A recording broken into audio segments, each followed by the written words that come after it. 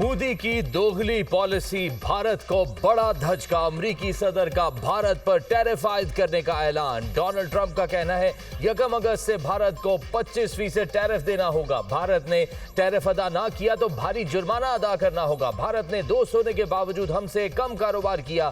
भारत दुनिया में सबसे ज्यादा टैरिफ वसूल करता है मगर हमें कम देता है। भारत ने फौजी साजो सामान के बड़े सौदे हमेशा रूस से किए। भारत चीन के साथ साथ रूस से तवानाई का सबसे बड़ा खरीदार है। भारत की तिजारती रुकावटें भी सख्त तरीन और नापसंदीदा हैं। टैरिफ आयद होने पर भारतीय मीडिया पर सफ़े मातम भिज गया। अमेरिका भारत से 14.26% टैरिफ ले रहा था। मुसल्लह अफवाज की पेशावराना महारत से भारत के खिलाफ जंग में तारीखी फतह मिली। पाक फौज की दलेरी महारत से दुनिया दंग रह गई। पाकिस्तान को दुश्मन के खिलाफ जंग जीतने पर इज्जत मिली। फील्ड मार्शल आसिम मुनीर ने फ्रंट से लीड किया। एयरफोर्स ने भी कमाल कर दिया। भारत को जिस तरह शिकस्त हुई आज तक तज़किरा हो रहा है। पूरी कौम ने मुत्तहिद होकर दुश्मन का मुकाबला किया। सिक्योरिटी फोर्सेस दहशतगर्दी के खिलाफ जंग में बड़ी कुर्बानियां दे रही हैं। वजीर आजम शहबाज शरीफ का वफाकी काबीना इजलास में इजहार ख्याल, कहते हैं गजा में जुल्म सितम की तारीख की मिसाल नहीं मिलती। गजा में बच्चों की हालत देखी नहीं जाती। गजा में जारी मुजालिम की जितनी मजम्मत की जाए कम है। मुल्क में शदीद बारिशों से बहुत नुकसान हुआ। कीमती जानें जाया हुई। काबीना इजलास में दहशतगर्दी वाकयात में शहीद होने वालों के दर्जात की बुलंदी के लिए दुआ की गई।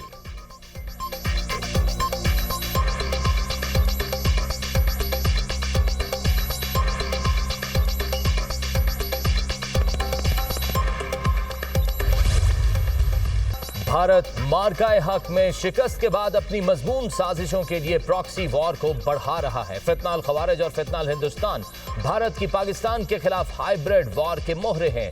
इन प्रॉक्सीज का अंजाम भी वही होगा जो मार्काए हक में हुआ। पाकिस्तान इलाकाई अमन के लिए पुरआज़्म मगर हर खतरे का भरपूर जवाब देने के लिए तैयार है। दहशतगर्द किसी मजहब, कौम या फिरके के नुमाइंदे नहीं।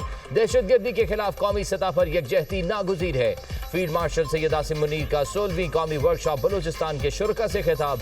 दहशतगर्दी की लानत को जड़ से उखाड़ने, कौमी हम आहंगी और बलूचिस्तान की समाजी और इक़्तिसादी तरक्की के लिए पाक फौज के गैर मुतज़लज़ल अज़्म का इयादा। फील्ड मार्शल की भारत की जानिब से दहशतगर्दों की सरपरस्ती की शदीद अल्फाज में मजम्मत। भारतीय इक़दाम को बलूचिस्तान के अवाम की वतन से मोहब्बत को निशाना बनाने की नाकाम कोशिश करार दिया। फील्ड मार्शल सैयद आसिम मुनीर ने बलूचिस्तान में तरक्याती मंसूबों को कौमी तरक्की का ज़ामन करार दिया। इदारा जाती हम आहंगी और कौमी सतह पर मजबूत हिकमत अमली पर जोर।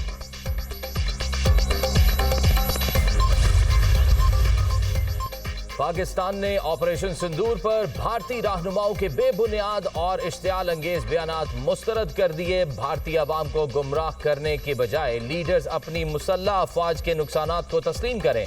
तर्जुमान दफ्तर खारजा का भारतीय रहनुमाओं को मशवरा, कहा इस तरह के बयानात तनाज़ात को बढ़ा देने की खतरनाक रुझान की अक्कासी करते हैं। पाकिस्तान की कामयाबी एक नाकाबिले तरदीद हकीकत है। भारत जंगबंदी को अमली जामा पहनाने में तीसरे फरीक का किरदार कबूल करे। नाम नेहाद ऑपरेशन महादेव से मुतालिक कोई भी दावा हमारे लिए अहमियत नहीं रखता। भारतीय वजीर दाखिला की तरफ से दिया गया अकाउंट मनगढ़ंत है। क्या ये महज इत्तफाक है? पहलगाम हमले के मुबैना मुजरिम लोकसभा की बहस के आगाज पर ही मारे गए।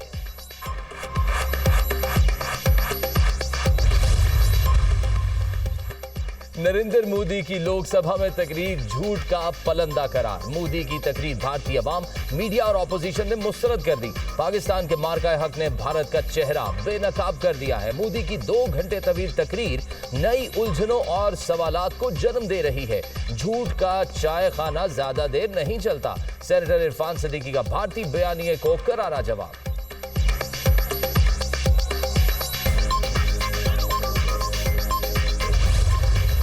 जंगी जुनून में मुब्तला भारत के बरेले मिसाइल के तजर्बात, खित्ते में कशीदगी बढ़ने के खदशात। मिसाइल तजर्बे 28 और 29 जुलाई को ओडिशा में किए गए। तजर्बात हथियारों की दौड़ और जंग की राह हमवार करने की साजिश है। सिक्योरिटी जराये के मुताबिक भारतीय धमकियों और जंगी जुनूनियत का जवाब पाकिस्तान का जदीद नसर हदफ 9 मिसाइल है जो जौहरी वॉरहेड ले जाने की सलाहियत रखता है। नसर मिसाइल भारतीय साजिशों को नाकाम बनाने की कुव्वत रखता है। नसर की खुसूसियात इसे दुश्मन की पहली जर्ब के खिलाफ मुअस्सर बनाती हैं।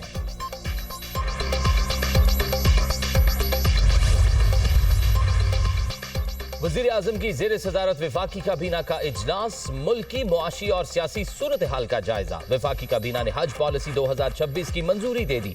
सरकारी कोटा 70 और प्राइवेट कोटा 30% मुकर्रर। कौमी मसनूई जहानत पॉलिसी की भी मंजूरी। खलीजी मुल्कों के साथ आजाद तजारती मुआहदे पर दस्तखत की मंजूरी। काबीना ने निष्कारी कमेटी के फैसलों की तौसीक कर दी।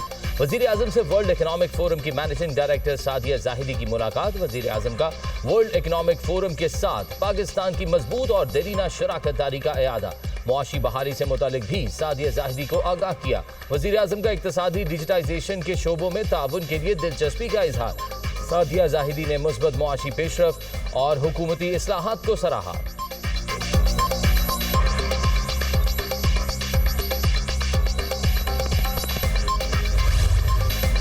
शरह सूद अगले 2 माह के लिए 11% पर बरकरार। गवर्नर स्टेट बैंक ने मॉनेटरी पॉलिसी का ऐलान कर दिया। न्यूज कॉन्फ्रेंस करते हुए कहा, मौजूदा माली साल में महंगाई की शरह 5 से 7% रहेगी। मई, जून और जुलाई में महंगाई की शरह कुछ बढ़ी है। मुआशी अशारियों में बेहतरी आई है। मुल्क की शरह नमू 3.25 से 4.25% के दरमियान रह सकती है। ज़र मुबादला ज़खायर में $5 अरब का इजाफा हुआ।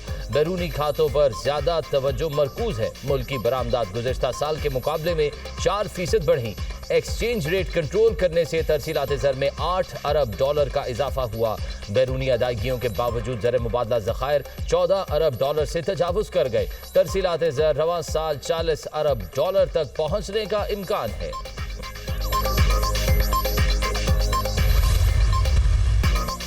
दुश्मन मुल्क नहीं चाहते पाकिस्तान में अमन हो। दहशतगर्दी के ताने बाने दुश्मन मुल्कों से मिलते हैं। तरक्की की राह में बड़ी रुकावट दहशतगर्दी है। हुकूमत, अवाम और इदारों ने मिलकर अमन कायम करना है। हम दहशतगर्दी का खात्मा चाहते हैं। बदकिस्मती से जम इस्लाम में अमन कायम नहीं हो सका। खैबर बाजोड़ और वजीरिस्तान में बदअमनी अफसोसनाक है। अमन दुश्मनों के खिलाफ ऑपरेशन अवाम को एतमाद में लेकर किया जाए। अली अमीन गंडापुर की गुफ्तगू। कहा, हालिया बदअमनी में सबसे ज्यादा नुकसान अवाम का हो रहा है। कबायली मुशरान से मिलकर जामे लाहे अमल तय किया जाए। वज़ीर आला खैबर पख्तूनख्वा की ज़ेर सदारत एपिक्स कमेटी का इजलास। जम इस्लाम में अमन अमान की सूरत हाल का तफसीली जायजा। दहशतगर्दी के खिलाफ मिलकर कोशिशें जारी रखने के आज़म का इजहार। अली अमीन गंडापुर ने 2 और 4 अगस्त को मुशावरत के लिए अहम जिरगे तलब कर लिए।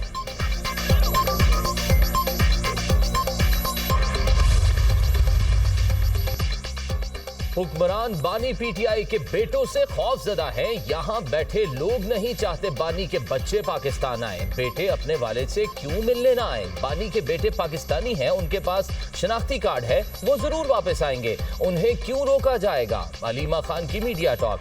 मुशीर इत्तलात केपी बैरिस्टर सैफ का कहना है, हुकूमत 5 अगस्त की एहतजाजी कॉल से बौखलाहट का शिकार हो चुकी है। पीटीआई के अहल उम्मीदवारों को नाअहल करार दिया जा रहा है। जिन उम्मीदवारों को नाअहल करार दिया गया, उनका असल कसूर यह था वो फॉर्म 45 पर मुंतखब हुए थे। हुकूमत के ओछे हथकंडे पीटीआई के एहतजाज को नहीं दबा सकते। हुकूमत बानी पीटीआई की रिहाई को मजीद नहीं रोक सकती।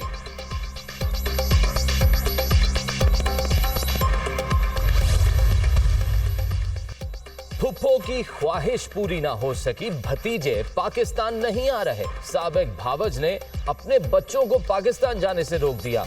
जब महात्मा के अपने बच्चे एहतजाज में शामिल नहीं होंगे तो इनकलाब कैसे आना था? 5 अगस्त का एहतजाज आगाज से कबल ही फ्लॉप शो हो गया। वजीर इत्तलात पंजाब उस्मा बुखारी का बयान। कहा, पीटीआई की मौजूदा क़यादत भी एहतजाज की हामी नहीं। खैबर पख्तूनख्वा के बल्दियाती इदारों में 354 अरब की माली बेज़ाब्तियां चार्जशीट है।